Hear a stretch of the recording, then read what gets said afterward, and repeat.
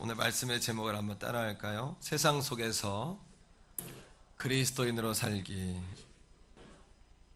여러분, 일본의 도쿄의 아주 작은 마을인데 거기에 우에노 은사공원이라는 공원이 있습니다. 천황이 하사했다 뭐 이런 뜻인데요. 봄이면 벚꽃이 피고 연못이 있어요. 많은 사람들이 공원이 예쁘니까 몰려드는데 거기에는 그 시민들뿐만 아니라 관광객뿐만 아니라 노숙자들도 그렇게 모여요. 그래서 한쪽은 너무 아름다운데 한쪽은 또 이렇게 좀 불편해하는, 좀 참 아이러니한 그런 모습도 있는데요. 그 공원에 노숙자들을 섬기는 분이 계세요. 그분이 누구냐 하면 제1교포인 김봉일 장로님이신데 노숙자가 한 700명쯤 온대요. 매주 화요일마다 이제 밥을 먹이는데 개인 사비로 주먹밥을 만들어서 먹이는 거예요. 참치를 넣고 멸치를 넣고 이렇게 해서, 일본 사람들이 그 주먹밥 좋아하거든요. 한 배 반 정도 만들어 가지고 김을 붙이고 이렇게 해서 이제 정성스럽게 노숙자들을 섬기는데, 나눠줄 때 그냥 나눠주는 것이 아니라 장로님이 춤을 추시는 거예요. 할렐루야. 춤을 추는 거예요. 여러분 환영합니다 뭐 이런 거겠죠. 반갑습니다 뭐 이런 걸 거예요. 주중에 어떤 집사님이, 안수 집사님이 저를, 목사님 안녕하세요 이렇게, 제가 전도하는데 금요일날 저를 부르셨는데 기분이 너무 좋았어요. 목소리가 톤이 조금 높았어요. 내가 반갑다는 얘기죠. 너무 제가 마음이 좋았는데, 이 장로님이 그렇게 노숙자들을 환영한 거예요. 여러분 환영합니다, 어서 오세요, 어서 오세요, 많이 드세요 막 이런 거겠죠. 장로님께 물었습니다. 왜 그렇게 나누면서 춤을 추시냐고. 그랬더니 그 이유는 저는 일용할 양식을 나누는 사람이 아니라 생명의 떡도 전하기를 원합니다. 다시 말하면 말로 예수님을 전하는 것이 아니라 견딜 수 없이 기뻐하는 자신의 모습에 보고 사람들이 예수님을 알게 되기를 원한 거예요.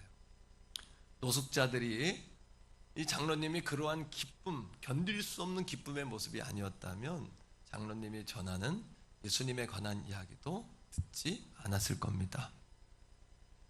오늘도 우리는 우리의 모습을 통해서 정말 찬송할 때 하나님이 앞에 계세요, 안 계세요? 정말 계시는 걸로 믿고 찬송하셔야 돼요. 우리의 찬송만 봐도, 안 믿는 사람들이 봐도, 야, 정말 저 교회는 하나님이 나타나셨다. 말씀을 들으면 내용은 잘 모르지만 목사님을 보니까 마이크 없어도 될 것 같아. 핏대가 서고 그냥 막 소리를 지르기 시작하는데 막 하늘을 찔러. 진짜 그 모습만 봐도 주님이 계시는 것 같아. 이렇게 예수를 믿잔 말이죠. 아멘. 그렇게 예수를 믿어보잔 말입니다. 오늘 본문에는 그런 사람이 소개되는 거예요. 자기의 삶으로 보여주는 사람. 어두운 이 시대에 그리스도인으로 살 수 있다는 것을 증명한 사람. 바벨론 같은 세상에 살면서도 그곳에서 하나님의 나라를 만드는 사람. 세상 속에 섞여 살지만 섞이지 않는 사람. 세상을 지배받는 자가 아니라 세상을 이끄는 사람. 세상에 섞인 자가 아니라 세상을 거슬러 올라가는 사람. 오늘도 그래서 내 앞에 있는 상황을 도전하는 사람. 도전해서 그 상황을 역전시키는 사람. 다 어둡다 그러지만 빛이라고 말할 수 있는 사람. 안 된다고 그러지만 된다라고 말할 수 있는 사람. 희망이 있다라고 말하는 사람. 그리고 그것을 삶으로 보여준 사람. 바로 엘리야라는 사람. 흡사 미친 것 같은 사람. 광인이라고 말할 정도로 미친 사람. 아멘. 예수를 믿되 우리가 그렇게 믿어보기를 축복합니다. 예수로 답이 나오기를 간절히 소원합니다. 우리 그리스도인들이 세상을 살면서 승리하는 비결이 있어요. 담대할 수 있는 비결. 그게 뭘까요? 담대할 수 있는 비결. 그 비결은 하나님의 의도를 알고 살면 담대할 수 있어요. 다 같이 한번 말해봐요. 하나님의 의도를 알면 이스라엘의 3년 반의 가뭄이 왔습니다. 해결을 하지 못하는 거예요. 사람들이 두려워해요. 별의별 생각을 다 하죠. 우상을 섬겨야 되나? 아합이나 이세벨이 말하는 것처럼 우리가 하나님을 섬겨서 이렇게 벌을 받나? 하나님을 믿는데 이게 뭐야?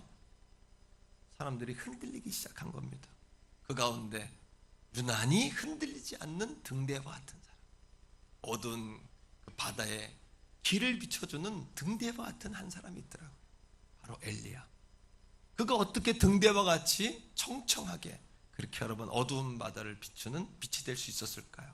그것은 그가 하나님의 의도를 잘 파악하고 살았기 때문에. 환난과 고난이 올지라도 환난과 고난의 이유를 알면 감당이 돼요. 환난과 어려움이 왔을 때 하나님이 무엇을 원하실까? 이거를 발견하면 이길 수 있어요. 자, 17장 1절입니다. 열왕기상 17장 1절. 이스라엘에 3년 반 동안 가뭄이 왔습니다. 자, 하나님의 의도예요. 상황 파악을 잘해야 돼요. 시작. 길르앗에 우거하는 자 중에 디셉 사람 엘리야가 아합에게 말하되 내가 섬기는 이스라엘의 하나님 여호와께서 살아계심을 두고 맹세하노니 내 말이 없으면 수년 동안 비도 이슬도 있지 아니하리라 하니라. 하나님이 가뭄을 주신 거예요. 누가요? 누가 가뭄을 줬다고요? 경기에 불경기, 몸의 질병, 심지어는 마음의 곤고함도 하나님이 주세요. 하나님을 사랑하는 자, 곧 그분의 뜻대로 부르심을 입은 자들에게는 모든 것이 합력해요. 그 모든 것에는 심지어 영적인 침체도 들어가요. 하나님은 우리에게 영적인 침체도 쓰시는 분이에요. 곤고도 질병도 낙심도 시험도 환난도 씁니다. 그런데 중요한 것은 하나님의 의도, 하나님이 원하시는 게 뭔지 상황 파악을 하면 끝나요. 18장 1절로 갑니다. 18장 1절 이겁니다. 비가 오지 않는다 그랬어요. 18장 1절로 가요. 시작. 많은 날이 지나고 제3년에 여호와의 말씀이 엘리야에게 임하여 이르시되 너는 가서 아합에게 보이라. 내가 비를 지면에 내리리라. 비가 오지 않는다고 했는데 이제 뭐라고 이야기합니까? 비가 온다는 거예요. 사람들은 요동하기 시작했어요. 아합과 이세벨도 당황했어요. 당황한 증거가 뭐냐 하면 하나님의 종들 선지자들을 보이는 대로 죽이기 시작하는 거예요. 민심을 수습해야 되니까. 왜요? 이 민족은 아합과 이세벨이 섬기는 바알, 풍요의 신, 아세라, 다산의 신, 풍요와 다산의 신을 믿어야 비가 오는데 하나님을 믿으니 비가 안 온다는 거예요. 그러니 하나님의 종들을 죽이기 시작하는 거예요. 하나님의 의도를 모르면 이렇게 엉뚱한 행동을 하기 시작하는 겁니다. 오늘도 우리가 하나님의 상황을, 하나님의 의도를 파악하지 못하고 상황을 파악하지 못하면 번지수를 잘못 찾는 행동을 하게 돼 있어요. 로마의 AD 68년경에 대화재가 일어났습니다. 네로가 휴가를 갔다가 휴가를 마치지 않고 돌아왔어요. 얼마나 큰 화자가 났는지. 민심이 흔들리기 시작합니다. 그때 네로가 썼던 방법이 뭘까요? 기독교 박해. 기독교인들을 죽이기 시작한 너희가 예수, 하나님, 너희가 믿는 그 신 때문에 우리가 이런 재앙을 받았다는 거예요. 번지수를 잘못 찾으면 헤매게 돼 있어요. 오늘도 우리에게 주신 고난과 환난과 낙심의 번지수를 잘 찾으셔야 돼요. 상황을 잘 파악하셔야 돼요. 이유를 잘 하셔야 돼요. 이유를 알고 상황을 파악하면 담대해져요. 꿀리는 게 없어요. 당당해져요. 왜요? 이미 하나님의 눈으로 세상을 보기 시작한 거예요. 오늘도 여러분들의 눈이 하나님의 시선과 같아지기를 축복합니다. 착시 현상이 끊어지기를 축복해요. 착각이 끊어지기를 축복합니다. 분명한 실체를 보게 되기를 소원합니다. 자, 아합이 엘리야를 잡아보려고 하지만 잡을 수가 없죠. 왜요? 엘리야는 하나님의 마음을 정확히 파악한 사람이었으니까. 오늘도 사랑하는 성도님들 가운데 사명이 있는 사람은 결코 하나님이 쓰러뜨리지 않는다는 사실을 믿게 되기를 축복합니다. 쓸모 있는 자는 결코 하나님 쓰러뜨리지 않으신단 말이에요. 있으나 없으나 한 사람이 아니라 꼭 필요한 사람 말입니다. 8절이에요. 자, 이제 엘리야의 행태를 보세요. 행동을 보세요. 8절 읽습니다. 시작. 그가 그에게 대답하되 그러하다 가서 내 주에게 말하기를 엘리야가 여기 있다 하라. 아하방의 신복이었던 오바댜가요, 아합과 같이 물의 근원을 찾으러 다니는데 가는 길에 엘리야를 만난 거예요. 엘리야가 뭐라 그러냐 하면, 만나면 죽습니다. 그죠? 하나님의 사람들은 다 죽습니다. 아합에게 걸리면. 그런데 뭐라 그러냐면 네 주인에게 가서 내가 여기 있다고 말하라는 거예요. 상황을 파악한 사람. 하나님 뭐라 그러십니까? 내가 아합에게 가서 이 땅에 비가 있을 것을 말하라 라고 이야기했단 말이에요. 하나님의 뜻을 분명히 알고 상황을 파악한 사람은 흔들림이 없어요. 당당해요. 오늘도 담대한 거예요. 세상을 살아가지만 여러분, 시대를 흐름을 볼 수 있는 시각이 열리기를 축복해요. 오래된 불경기, 정치적인 혼돈, 여러분 주변 열광들의 여러분 많은 대립, 이것을 여러분 눈에 보이는 대로만 보려고 하지 말고요, 하나님의 관점으로 볼 수 있기를 축복해요. 있는 자들을 부끄럽게 하는 하나님의 역사, 약한 자를 들어 하나님의 영광을 드러내는 하나님의 역사, 주변 여러분 강대국이 아니라 나라고 말씀하시는 하나님의 음성, 교만한 자, 강박한 자, 갈 곳 몰라 헤매는 자들의 결론이 무엇인지를 보여주는, 음란과 동성애와 이단과 영적인 혼탁의 결과가 무엇인지를 보여주는, 우리의 힘으로 할 수 없다는 것을 정확히 보여주는 하나님의 음성을 우리가 들어야 된다는 거예요. 17절입니다. 심지어는 여러분 엘리야가 아합에게 가서 말해라 할 정도가 아니라 아합을 만났는데 아합을 책망합니다. 17절 시작. 엘리야를 볼 때 아합이 그에게 이르되 이스라엘을 괴롭게 하는 자여 너냐, 네 책임이란 이야기죠. 자, 18절입니다. 시작. 그가 대답하되 내가 이스라엘 괴롭게 한 것이 아니라 당신과 당신의 아버지의 집을 괴롭게 하였으니 이는 여호와의 명령을 버렸고 당신들이 바알을 따랐음이라. 상황을 정확하게 파악한 사람은 흔들림이 없는 거예요. 상황을 정확하게 아는 사람은 두려움이 없는 거예요. 하나님의 뜻을 지금도 아는 사람, 하나님을 사랑하는 자, 곧 그분의 뜻대로 부르심을 입은 자들에게 모든 것이 합력하여 선이 이룬다는 사실을 정확히 믿는 자, 내가 지금은 낙심과 곤고와 염려, 슬픔과 두려움 가운데 있지만 나를 단련하신 후에는 내가 정금과 같이 나옴을 확실히 믿는 그 사람. 할렐루야. 엘리야의 담대함의 그 자신감의 근거가 뭘까요? 하나님의 의도를 정확하게 파악하고 사니까 담대한 거예요. 이 재난이, 이 가뭄이 어디에서 왔는지를 정확히 아니까 엘리야는 담대할 수 있었던 거예요. 아멘입니까 여러분? 자, 심지어 19절에는 이렇게 승부수를 띄웁니다. 이게 세상 속에서 그리스도인들이 사는 방법이에요. 하나님의 이름을 믿는 사람들은 날마다 이런 승부수를 던지며 살아야 돼요. 19절이에요. 시작. 그런즉 사람을 보내 온 이스라엘과 이세벨의 상에서 먹는 바알의 선지자 450명과 아사랴의 선지자 400명을 갈멜산으로 모아 내게로 나오게 하라. 심지어 이겁니다. 850명 대 1로 너희의 신과 그리고 나와 붙자. 속된 말로 젊은 아이들 이야기로 한번 맞짱을 떼자. 하나님은 오늘도 세상을 향하여 숨는 자가 아니라 세상을 향하여 도전하는 자를 돕는 줄로 믿습니다. 돕는 손길을 붙이시고요, 하늘의 지혜를 주시고요, 필요한 자원들을 더하시는 줄로 믿습니다. 이렇게 세상을 향하여 맞짱 뜨고자 하는, 세상을 향하여 대결하고자 하는, 세상을 향하여 하나님을 증명하고자 하는 그런 기업을 쓰십니다. 그런 교회를 쓰십니다. 그런 젊은이들을 쓰십니다. 오늘도 하나님은 그런 사람을 찾고 계시는 것입니다. 그가 바로 엘리야예요. 그의 자신감의 근거, 하나님의 의도를 정확하게 알고 살았던 거예요. 하나님의 의도를 정확하게 파악하고 살았던 거예요. 그러나 우리가 두려움을 느끼는 까닭이 있어요. 그것은 하나님보다 사람을 더 두려워하기 때문이에요. 21절입니다. 다 같이. 자, 반대로 이렇게 당당한 엘리야와 오늘 성경은 주눅들고 눌려있는 이스라엘 백성을 대조적으로 등장을 시켜요. 이것이 하나님의 사람과 세상의 메인 사람들의 차별점이라는 것을 오늘 이 시간에 말씀을 듣는 여러분들에게 이야기하고 있는 거예요. 21절의 말씀을 다 같이 읽어요. 시작. 엘리야가 모든 백성에게 가까이 나아가 이르되 너희가 어느 때까지 둘 사이에서 머뭇하려느냐. 여호와가 만일 하나님이면 그를 따르고 바알이 만일 하나님이면 그를 따를지니라 하니 말 한마디도 대답하지 아니하는지라. 엘리야가 백성들에게 묻지요. 머뭇하려느냐. 오늘 우리의 모습이 이 모습 아닐까요?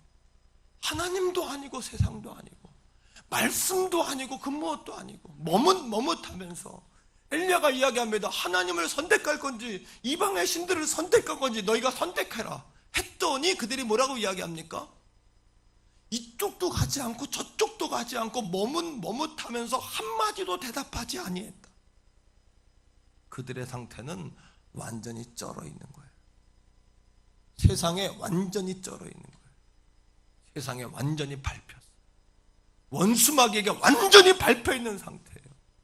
사랑하는 성도 여러분, 이런 두려움은 영적인 문제라는 사실을 보셔야 돼요.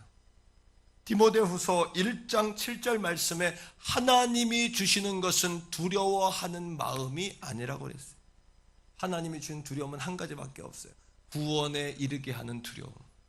내가 죄가달게 버림받을까, 하나님의 구원에 이르지 못하게 할까 하는 이 두려움은 하나님이 주시는 거지만 그 외에 있는 두려움은 다 하나님이 주신 게 아니에요. 영적인 문제죠.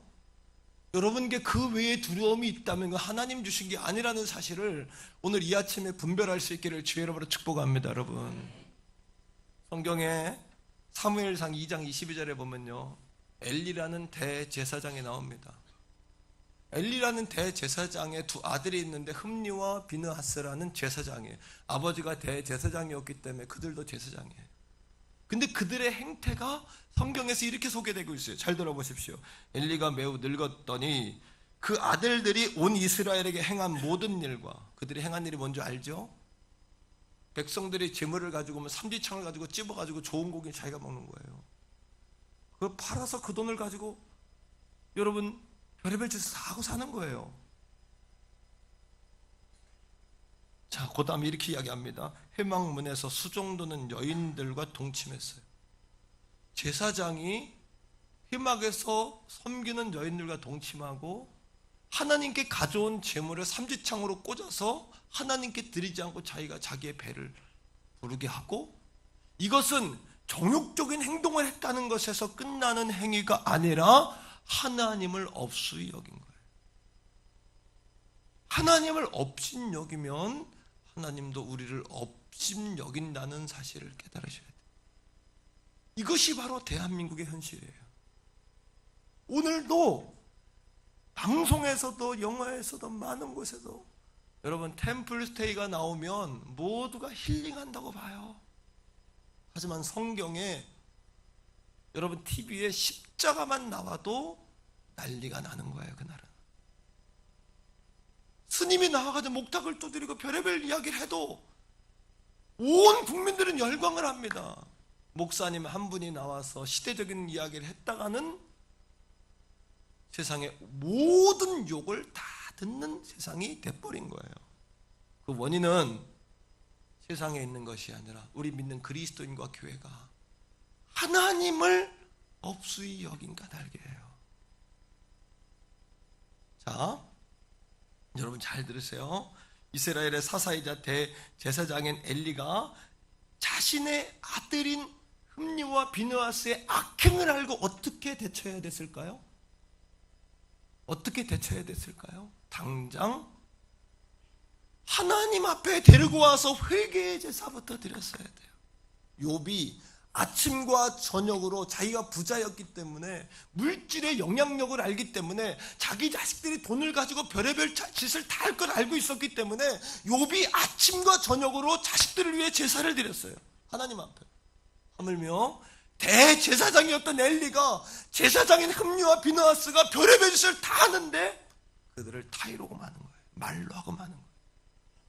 하나님 앞에 데려와서 회개의 제사를 드려야 했고, 흠니와 비느하스가 제사장인 그들이 죽으면 백성들이 죽는 것을 알기에 하나님 앞에서 결단코 그들을 돌이키지 않는 그들을 징계했어야 되는 거예요.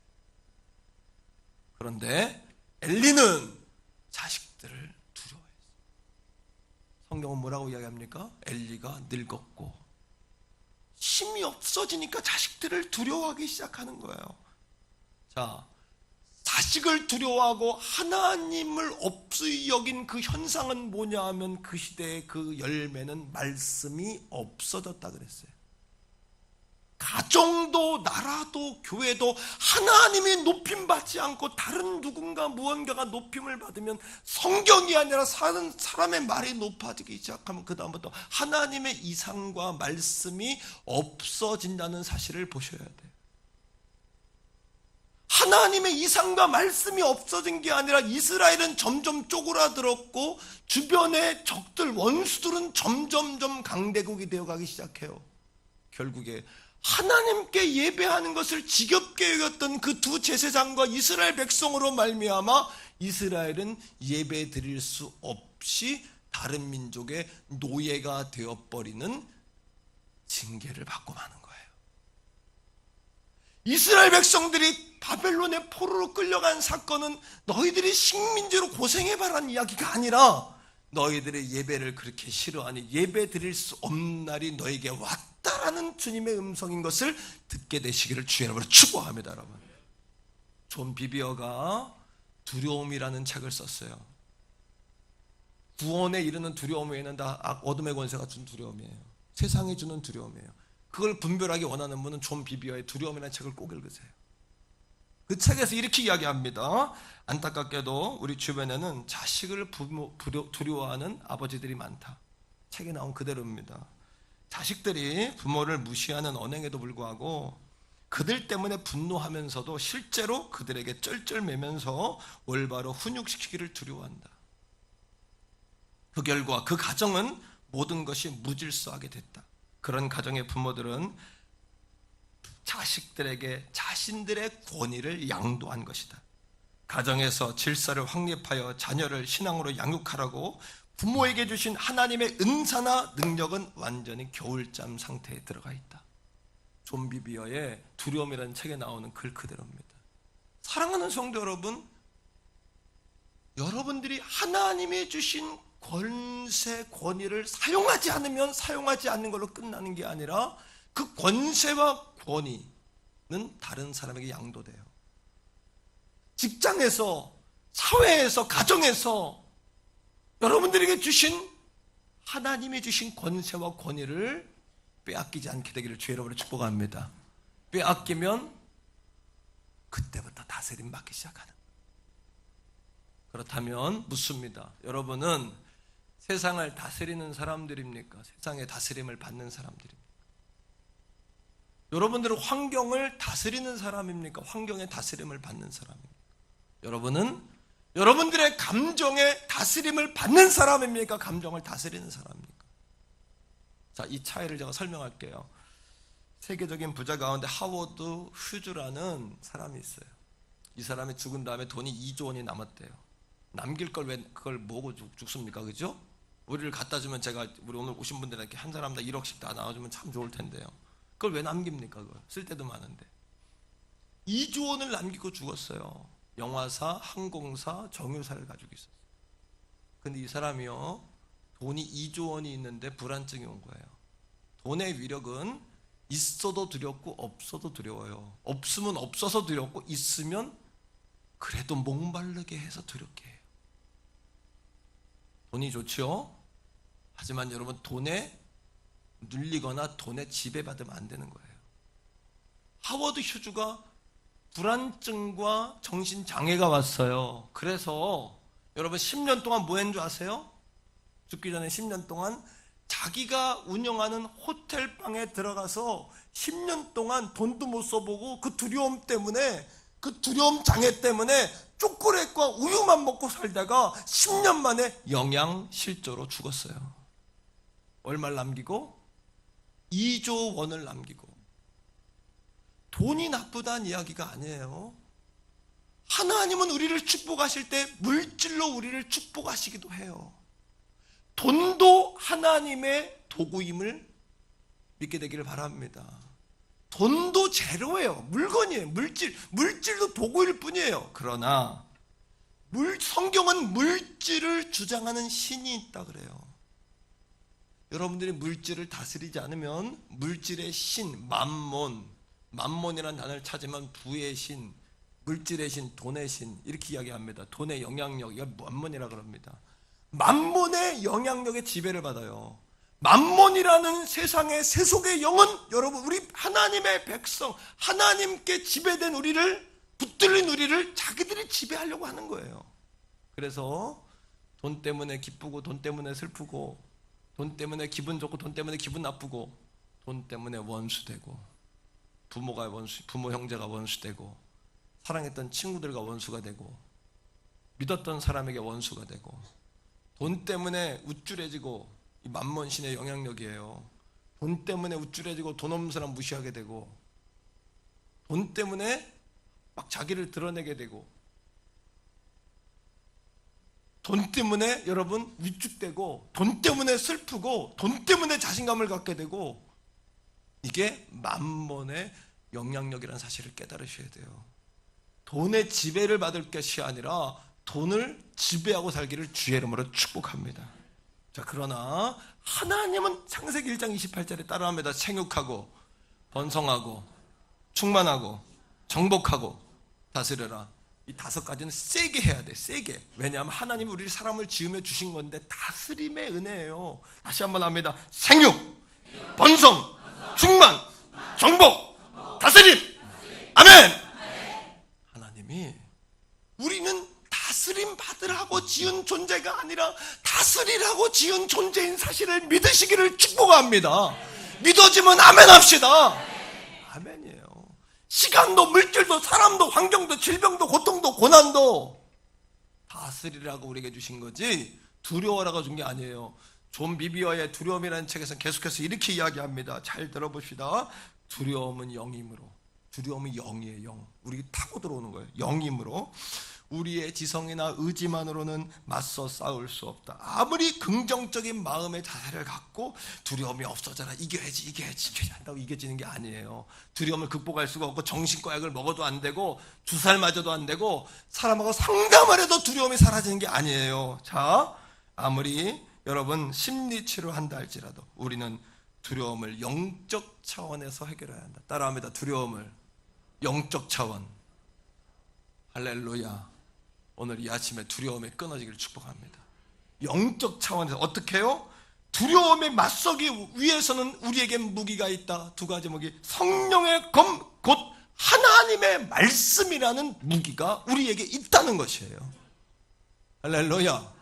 하나님의 말씀을 자꾸 묵상하셔요. 복 있는 사람은 주야로 하나님 말씀 묵상하는, 자꾸 묵상해야 지혜가 생기고 두려움이 떠나요. 자, 고린도후서 10장 4절로 5절까지 보니까 이렇게 이야기합니다. 우리의 싸우는 무기는 육신에 속한 것이 아니요 오직 어떠한 견고한 진도 무너뜨리는 하나님의 능력이라. 따라합니다. 견고한 진. 죽어라고 끊어지지 않은 가문의 질병들, 아주 정말 죽어라고 떠나지 않는 그 아주 여러분 가난의 아주 그 구렁텅이, 그죠? 질병의 구렁텅이, 가난의 구렁텅이, 자식들이 자꾸 실패의 길로 가는 그런 실패 구렁텅이, 이게 견고한 진이란 말이에요. 진은 뭐냐 하면 군인들이 진을 쳤다 그러죠. 예?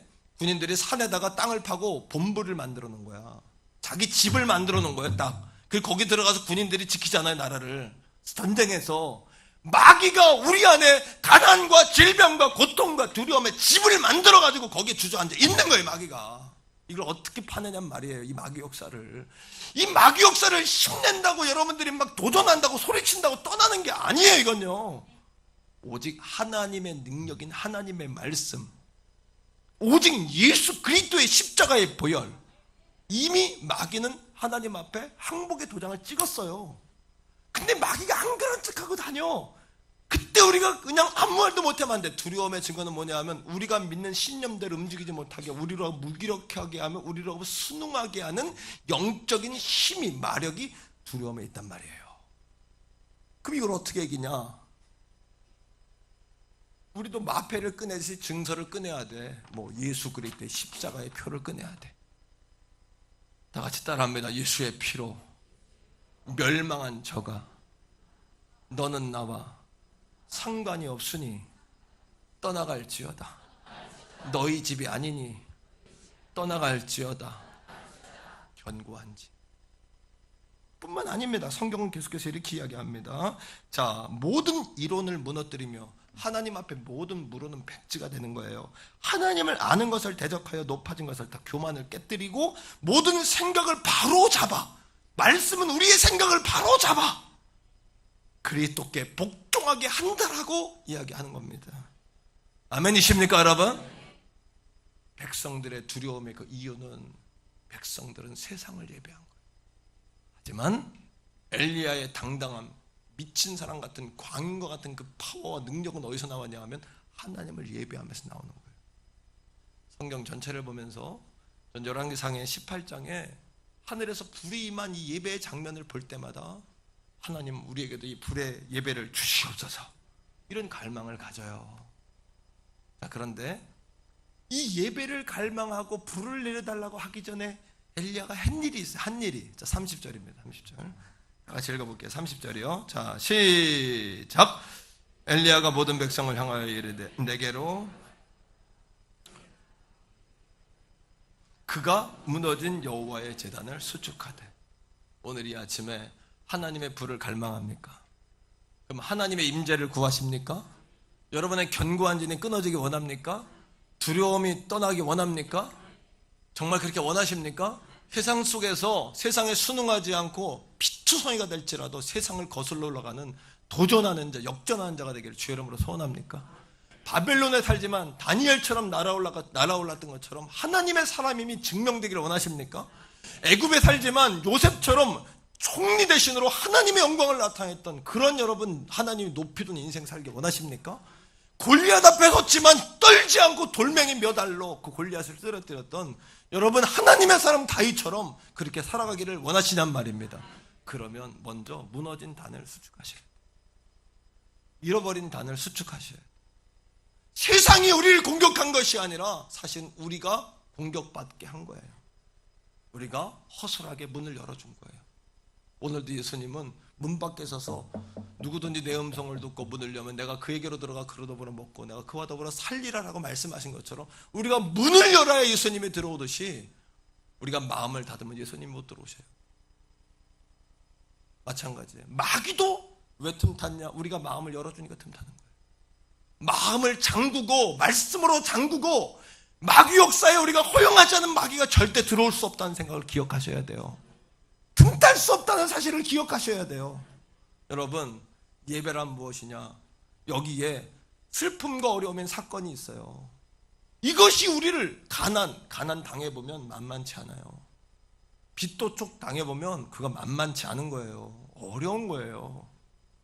질병의 문제 보통 문제 아니에요. 자식 문제 내 앞에 딱 다가오면 아무도 말할 사람이 없어요. 자식 문제는 다 똑같아요. 왜? 나도 부모요, 나도 가난해봤고, 나도 병에 걸려봤고, 나도 고난의 세월을 지냈기 때문에 내가 조금 알아요. 사랑하는 성도 여러분, 고난이 있죠. 예배란 뭐냐? 고난이 너무너무 커요. 하지만 이 고난 너무너무 힘들고 어렵지만, 시련이 너무너무 힘들지만 하나님은 이 고난보다 더 크신 분이에요. 이게 예배입니다. 이게 예배예요. 찬송하고 주기도 못하고 사도신경에 죽도 그게 예배가 아니라 이거보다 더 크십니다. 하나님은 그때 손을 들고 찬양하는 거예요. 우리 주님을 찬양하는 거예요. 주님의 이름을 높이는 거예요. 할렐루야. 주의 이름을 높이는 거, 이게 예배란 말이에요. 그래서 항상 기뻐하라, 쉬지 말고 기도하라, 범사에 감사하라, 이는 그리스도 예수 안에서 너희는 하나님의 뜻이라고 말씀하시죠.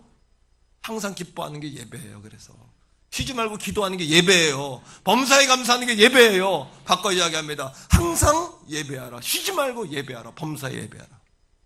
항상 십자가, 쉬지 말고 십자가, 범사에 십자가.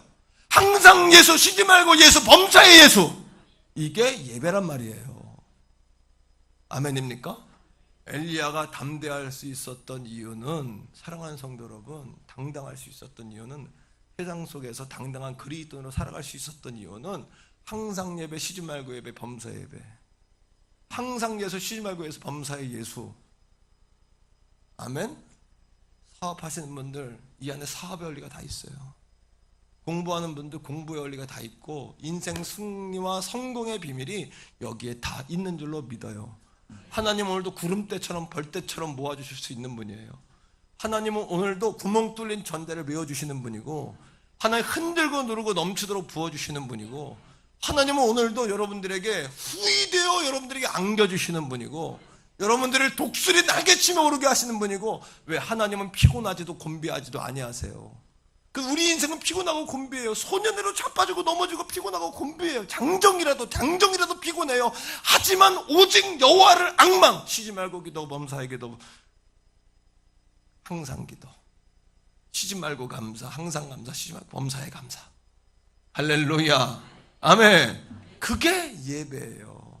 그래서 나는 선교단체 다니는 애들이 늘 어떤 얘기를 하냐면, 예배합시다, 우리 예배하자, 이런 얘기를 잘해요. 그래서 나는 학교 다닐 때, 난 선교단 그런 얘기 잘 이해가 안 됐어. 쟤들은 맨날 뭐 예배하자 그러나. 근데 이것이 점점 내가 깨달아지는 거예요. 뭐냐 하면 예배, 그게 예배야. 하나님은 높으시다, 하나님 인정해드리는 거예요. 오늘 우리에게 필요한 것은 하나님의 살아계심을 맛볼 불이에요. 하나님의 살아계심을 맛볼 생생한 불, 라이브한 불, 신선한 기름, 신선한 불이 우리에게 필요해요. 우리 눈으로 보면 불이 임할까? 퀘스천 마크. 전도의 열심이 사라지고 예배의 열심도 사라지고, 하나님은 두 번째 자식이 우상이 되고, 인본주의가 여러분 우리를 흔들고, 십자가 복음이 없고, 여러분 구멍 뚫린 복음이라는 책이 있어요. 그 책에 보면 우리가 예수를 전할 때 예수 믿으면 구원이에요, 이렇게 전하지만 그렇게 전하면 안 된다는 거예요.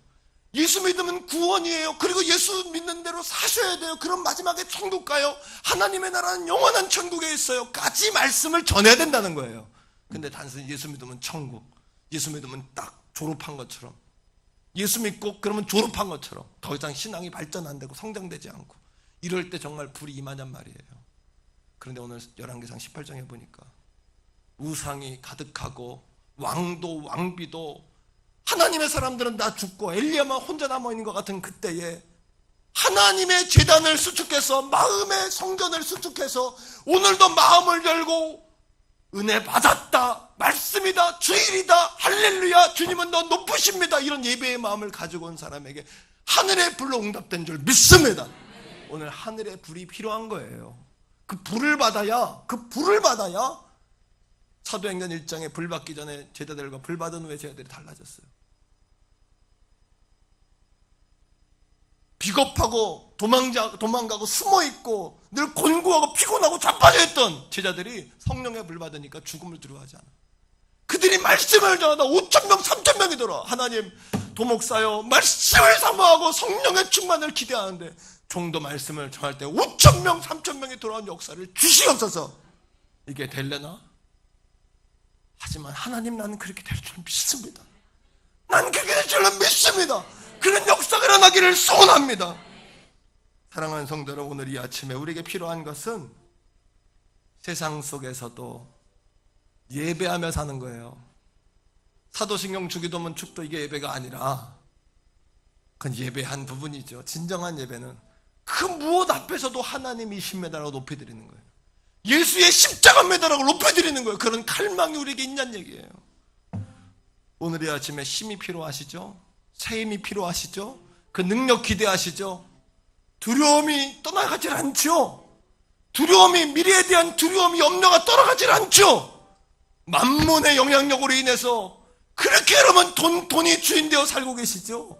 하지만 다 벗어버리고 예배합시다, 주님을. 할렐루야. 이 시간에 우리 주여 한번 부르고 기도하기 원해요.